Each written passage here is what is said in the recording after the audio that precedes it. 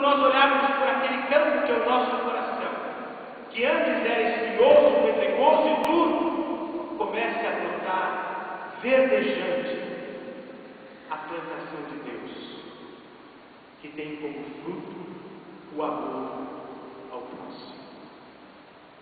Quando nós conseguirmos amar o próximo, como Jesus nos amou, nós viveremos aquilo que São Paulo fala na segunda leitura de hoje. Toda a criação está gemendo como em dores de parto, porque uma mulher, quando vai dar à luz, ela grita, parece que a morte está dentro dela. Mas quando o seu filho nasce, toda aquela dor é esquecida e ela é tomada de uma alegria.